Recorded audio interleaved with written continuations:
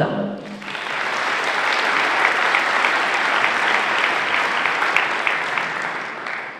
Mesdames et messieurs, bonjour.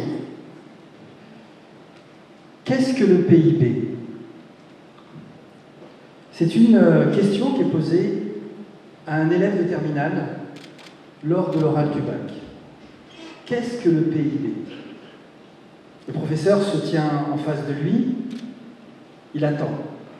L'élève est en train de regarder le plafond, regarde ses chaussures, regarde le professeur et tout naturellement, il dit, il y a des pays A et des pays B. Et le PIB, c'est le pays de la deuxième catégorie. Si je vous raconte ça, et c'est véridique, c'est que aujourd'hui, le savoir est inutile. Si on ne transforme pas le savoir en connaissance, on n'a pas la performance. Alors, quand on démarre une conférence, la plupart du temps, on dit vous allez éteindre vos téléphones portables, vous allez les mettre sur silencieux. Là, je vais vous demander de les sortir. Je vais vous demander de sortir vos téléphones portables. Allez-y, sortez vos téléphones portables. Et vous allez flash-coder ce QR code. On va faire une expérience ensemble. Je vais vous demander où en est votre niveau en intelligence artificielle, mais je voudrais savoir un petit peu où en êtes-vous au niveau de l'IA aujourd'hui. Alors, il y a un petit sondage qu'on va faire rapidement. Voilà. Quel est votre niveau de compréhension de l'intelligence artificielle? Je maîtrise moyennement, je maîtrise parfaitement, je n'ai pas le temps, je ne comprends strictement rien à l'intelligence artificielle. Vous voyez, les petits slides apparaissent sur votre téléphone portable, je vous rassure, il n'y a pas de mail qui est capté ou de numéro de téléphone, c'est complètement anonyme, vous pouvez y aller. Donc là, on est en train de voir un petit peu votre niveau de compréhension de l'intelligence artificielle. On voit qu'à 63%, vous maîtrisez moyennement. Je vais faire un petit parallèle, on a 6 questions. Je vais faire un parallèle avec le Canada. Il y a 2 semaines, j'étais au Québec et je donnais des conférences et je posais justement ces questions aux chefs d'entreprise québécois. Beaucoup de Québécois ne maîtrisent pas moyennement l'intelligence artificielle. Ils n'ont pas le temps et la plupart du temps, ils ne comprennent pas. Ce qui veut dire qu'en fin de compte, les entrepreneurs toulousains, vous assurez. Je vais... Hop, voilà. Utilisez-vous plusieurs IA dans votre travail aujourd'hui?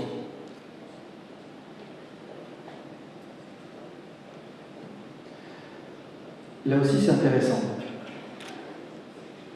On voit que vous êtes tous partagés, donc certains peut-être utilisent plusieurs IA.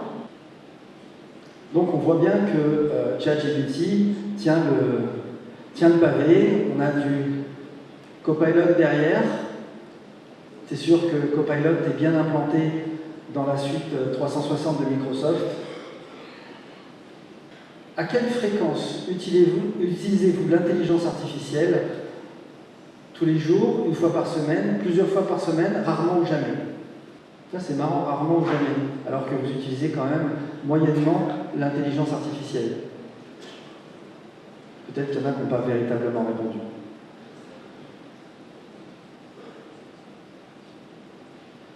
Combien dépensez-vous mensuellement? Je ne vais rien vous vendre, je vous rassure. Là, on voit qu'il y a beaucoup de gratuits.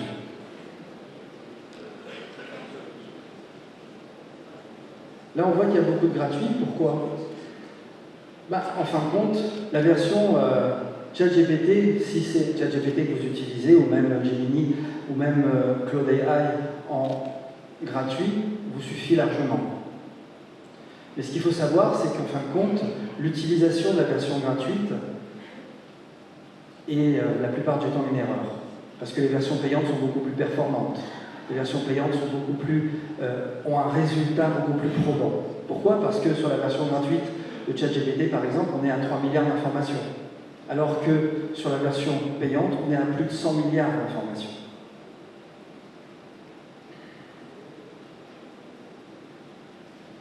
Et puis enfin, avez-vous peur réellement de l'intelligence artificielle?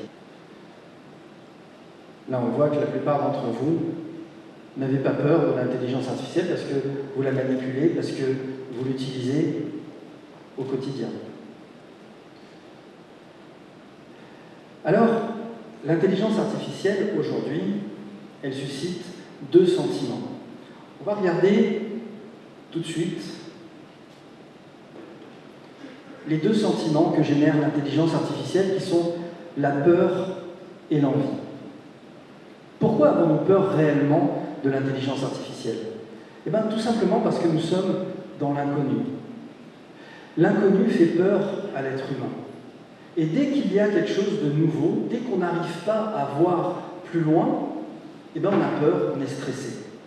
Et c'est ce qui est en train de se passer avec l'intelligence artificielle. Toutes les technologies jusqu'à présent qui ont évolué nous ont fait peur. Quand le train est arrivé en 1804, les gens pensaient qu'ils allaient mourir au-delà de 20 km/h.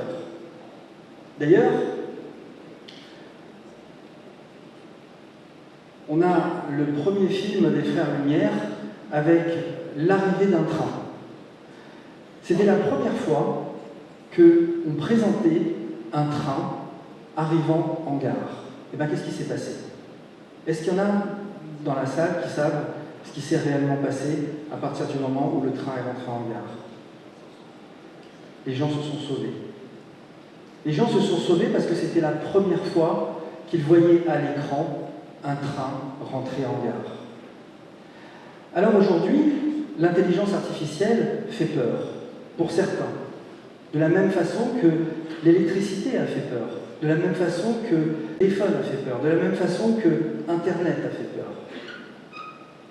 Mais la grosse différence entre toutes les nouvelles technologies qui sont apparues jusqu'à présent, l'intelligence artificielle est la seule qui vient challenger l'être humain.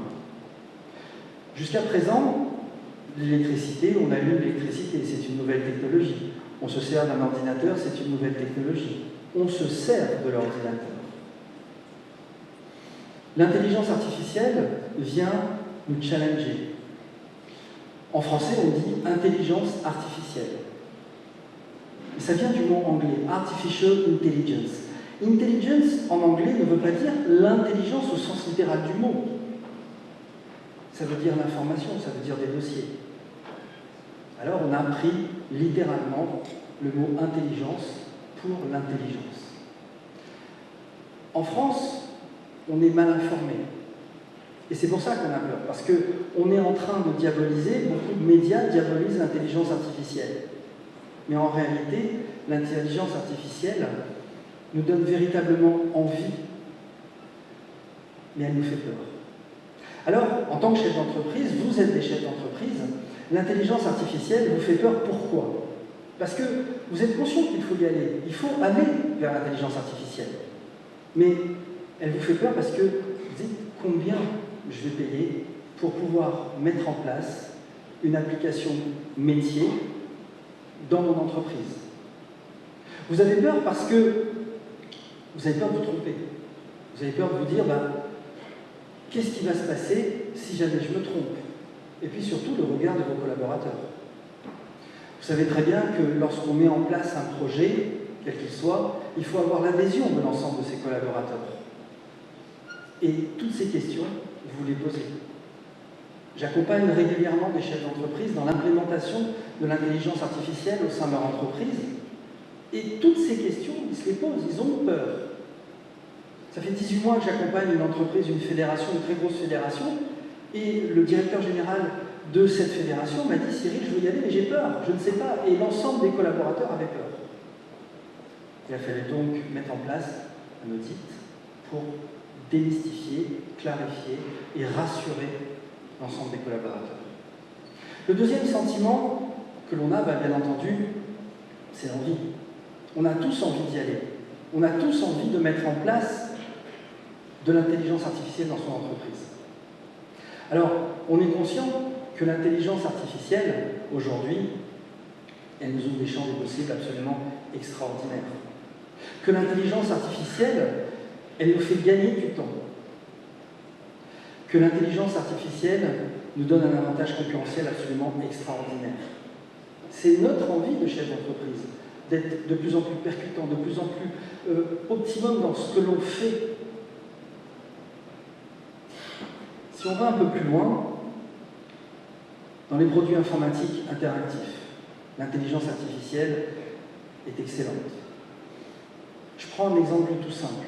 Vous savez, les fameux chatbots que l'on voit sur les sites internet, on va poser des questions, on a une réponse. Jusqu'à présent, les sites chatbots n'étaient pas super bien évolués. Les chatbots de dernière génération sont extraordinaires. Pourquoi? Parce qu'ils sont branchés directement sur l'intelligence artificielle. Et ça va même plus loin. Parce que les réponses, maintenant, sont en vidéo. Vous imaginez un service de maintenance, vous allez poser une question et vous avez le responsable technique qui va vous parler en vidéo.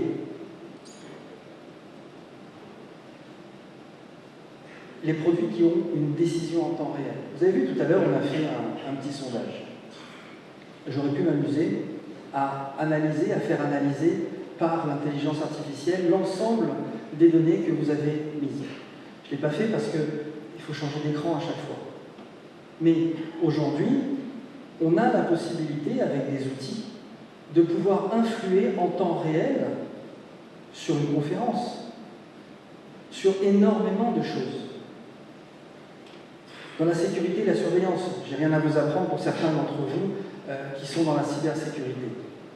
Mais il y a des outils, pour ceux qui ne savent pas vraiment, des outils simples de surveillance à partir de caméras qui surveillent les machines pour prévoir, pour prévenir des accidents.